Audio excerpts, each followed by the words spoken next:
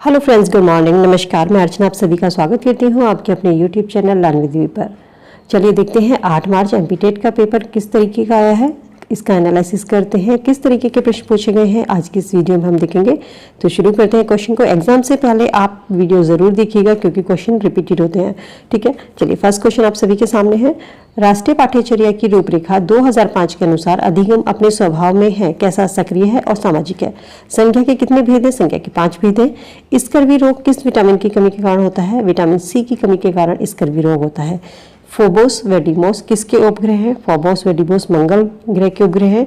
सूक्ष्म शिक्षण micro teaching के जनक कौन है? रॉबर्ट बुश, जो कि सूक्ष्म शिक्षण माइक्रो टीचिंग के जनक है। व्यवहार में होने वाला परिवर्तन जो अभ्यास के कारण होते हैं उसको कहा जाता है सीखना, अधिगम या लर्निंग। कि व्यवहार में जो परिवर्तन होता है अभ्यास के कारण उसे हम लर्निंग या अधिगम कहते हैं। संघनन का सिद्धांत किसकी व्याख्या करता है? संघनन का सिद्धांत स्मृति की व्याख्या करता है। च वर्ग का उच्चारण स्थान क्या है? तालु है। गणित सभ्यता एवं संस्कृति का दर्पण है, किसने कहा? किसका कथन है? हॉविन का कथन है। प्राथमिक स्तर पर गणित का उद्देश्य क्या है? मानसिक। प्राथमिक स्तर पर गणित का उद्देश्य क्या है? ये आप सभी को पता मानसिक होना है। गणित सभी किताबों का द्वार व कुंजी है, किसने कहा? रोजर बेकर ने कहा है। गणित में किस विधि में हम प्राय सूत्र और नियमों की सहायता लेते हैं? निगमन विधि की सहायता। किसमें? गणित में। सबसे पहले हम एग्जाम्पल बताते हैं, उसके बाद हम क्वेश्चन को सॉल्व करते हैं नियमन विधि में। ठीक है, निगमन विधि में। नेक्स्ट क्वेश्चन है ज्यामिति की समस्याओं का हल ज्ञात करने के लिए निम्नलिखित विधि का प्रयोग अध्यापक को करना चाहिए। ज्यामिति की समस्याओं का हल करने के लिए अध्यापक को विश्लेषण विधि का प्रयोग करना चाहिए। 1962 में गणित भारतीय अंतरिक्ष अनुसंधान समिति के अध्यक्ष कौन थे? 1962 में गठित अंतरिक्ष अनुसंधान समिति के अध्यक्ष थे डॉक्टर विक्रम साराभाई। अब देखिए अनुसंधान समिति से कितने क्वेश्चन पूछे गए हैं, यहाँ पर ये भी देख लेना है। आकाश का प्रथम सफल परीक्षण कब किया गया था? 14 अगस्त 1990 को चांदीपुर में किया गया था आकाश का परीक्षण। CSIR की स्थापना कब की गई थी? 1942 में। इसका हिंदी नाम है वैज्ञानिक और औद्योगिक अनुसंधान परिषद। आप एक अति सक्रिय बालक को कैसे सही दिशा में लाएंगे? उसे शामपट साफ करने का कार्य देंगे। आपके यूपीटेट 2011 में ये क्वेश्चन पूछा गया है, इसलिए जब भी आप एग्जाम देने जा रहे हैं तो उससे पहले आप प्रीवियस क्वेश्चंस को एक बार जरूर देख लीजिएगा। माता पिता से प्राप्त होने वाले गुण क्या कहलाते हैं? वंशानुक्रम कहलाते हैं। माता पिता से जो प्राप्त बच्चे में गुण आते हैं वो वंशानुक्रम के द्वारा आते हैं। किसी बच्चे में समाजीकरण का प्रथम स्रोत क्या है? परिवार। परिवार समाजीकरण का सबसे पहला स्रोत माना जाता है। आपकी कक्षा में बालकों के समाजीकरण में आपकी यानी कि टीचर की भूमिका क्या है?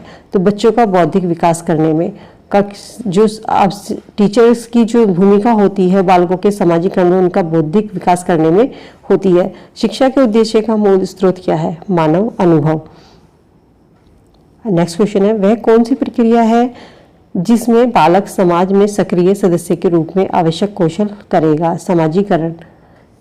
NCF 2005 के अनुसार अधिगम क्या है? अधिगम सक्रिय और सामाजिक है। अभिसारी चिंतन का संबंध किससे है? प्रतिभाशाली से है। सीखने के लिए महत्वपूर्ण है क्या? अर्थ निर्माण। सीखने के लिए महत्वपूर्ण क्या है? अर्थ निर्माण करना। नैतिक मूल्यों का विकास किया जा सकता है यदि अध्यापक स्वयं पर आचरण करे। नैतिक मूल्यों का विकास बच्चे को किस तरीके से देंगे कि अध्यापक स्वयं बच्चों के उसका आचरण करेगा, तभी बच्चों में नैतिक मूल्य का विकास किया जा सकता है। समस्या समाधान स्थिति के लिए संज्ञानवादी मानते हैं, इसमें चिंतन प्रक्रिया होती है। बालक का विकास 10 वर्ष तक लगभग कितने प्रतिशत हो जाता है? तो बच्चे का विकास 10 वर्ष तक 90% हो जाता है। शिक्षा का अधिकार 2009 के तहत निजीकरण विद्यालय को कितनी सीटें रिजर्व हैं? 25% सीटें रिजर्व है।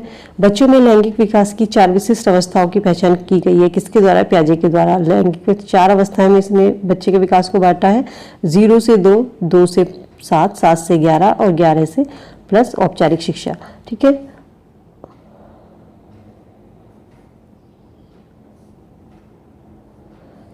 नेक्स्ट क्वेश्चन है प्राथमिक स्तर पर एक शिक्षक में निम्न में से किस में सबसे अधिक महत्वपूर्ण विशेषता मानना चाहिए? तो धैर्य एवं दृढ़ता। एक प्राथमिक स्तर का जो टीचर होता है उसमें सबसे महत्वपूर्ण होनी चाहिए धैर्य, पेशेंस होना चाहिए उसके अंदर। ठीक है, शर्म व गर्व जैसी भावना का विकास किस अवस्था में होता है? बाल्यावस्था में होता है। खेलों द्वारा प्रमुख रूप से भाषा के किस पक्ष का शिक्षण किया जा सकता है? मौखिक भाषा का। खेलों के द्वारा किस पक्ष का मौखिक भाषा का शिक्षण किया जा सकता है? मुझे किस प्रकार का सर्वनाम है? मुझे उत्तम पुरुष प्रकार का सर्वनाम है। ईमानदारी में कौन सी संज्ञा है? ईमानदारी में भाववाचक संज्ञा है। ज्ञात से अज्ञात की ओर किस विधि में पढ़ते हैं? ज्ञात से अज्ञात की ओर संश्लेषण विधि में पढ़ते हैं और अज्ञात से ज्ञात की ओर विश्लेषण विधि में पढ़ा जाता है। कक्षा में शिक्षक छात्र अनुपात कितना होना चाहिए? कक्षा में स्टूडेंट और छात्र का रेशियो 140 होना चाहिए। एक टीचर पर 40 बच्चे, ठीक है, एक टीचर होगा और 40 बच्चे होंगे। सबसे अधिक गहन और जटिल सामाजिकरण कौन सी अवस्था में होता है? सबसे अधिक गहन और जटिल सामाजिकरण किशोर अवस्था के दौरान होता है। प्रजातंत्र में शिक्षा की आवश्यकता क्यों है? योग्य नागरिकों का निर्माण करने के लिए प्रजातंत्र में शिक्षा की आवश्यकता है। हर पोषण स्तर पर ऊर्जा की मात्रा कैसी होती जाती है? हर पोषण स्तर पर ऊर्जा की मात्रा घटती जाती है। विवेचना रहित विचार की अवस्था मानी गई है 4 से 7 वर्ष। शिक्षा के अधिकार 2009 के तहत निजीकरण विद्यालय को कितने प्रतिशत सीटें आरक्षित करता है? 25%। निचली कक्षाओं में शिक्षण की खेल पद्धति मूल रूप से कितने सिद्धांतों पर आधारित है? विकास एवं वृद्धि के मनोवैज्ञानिक सिद्धांतों पर आधारित है। मापन का क्षेत्र किस प्रकार का होता है? मापन का क्षेत्र व्यापक होता है। शिक्षा बिना बोझ के का संबंध किससे है? NCF 2005 राष्ट्रीय पाठ्यचर्या रूपरेखा, जो कि यशपाल समिति की थी, जिन्होंने कहा था कि शिक्षा बिना बोझ के होनी चाहिए। विद्यालय से पलायन करने वाले बालक के अध्ययन करने की सबसे उपयुक्त विधि क्या है? Case study method. Case study method. जो बच्चे विद्यालय से पलायन कर जाते हैं उन बालकों के अध्ययन करने की सबसे उपयुक्त विधि है केस स्टडी मेथड। पारस्परिक सहयोग अधिक पाया जाता है किसमें? टीम में पारस्परिक सहयोग सबसे अधिक पाया जाता है। प्रगतिशील शिक्षा के रूप में किसे याद किया जाता है? जॉन डीवी को पारस्परिक शिक्षा के प्रगतिशील शिक्षा के रूप में जॉन डीवी को जाना जाता है। मानव जाति में अभिवृत्ति किस प्रकार से वितरित है? मानव जाति में अभिवृत्ति वितरण सामान्य प्रकार से वितरित है। ठीक है, अगले क्वेश्चन की ओर आगे बढ़ते हैं। कोई वस्तु क्या है? हम उसके साथ कैसा व्यवहार करते हैं? कोई वस्तु क्या है? हम उसके साथ कैसा व्यवहार करते हैं? इस विषय में मुझसे जुड़े मानसिक प्रतिरूप या विचार को क्या कहा जाता है? स्कीमा। जीन पियाजे का स्कीमा है ये। ठीक है, अल्ट्रा माइक्रोस्कोप कॉलाइड के किस गुण के आधार पर स्थापित किया गया है? अल्ट्रा माइक्रोस्कोप कॉलाइड के किस गुण के आधार पर? टिंडल प्रभाव के आधार पर इसको स्थापित किया गया है। यदि कंपन को उसके प्रारंभिक मूल्य के 3 गुना तक बढ़ा दिया जाता है तो ध्वनि की प्रबलता कैसी होगी? अपने वास्तविक मान के 9 गुना होगी। जल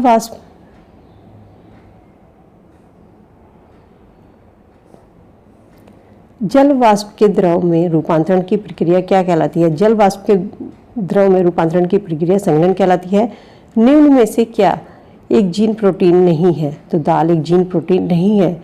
लंबाई की माप के लिए SI इकाई क्या किसकी है? मीटर की।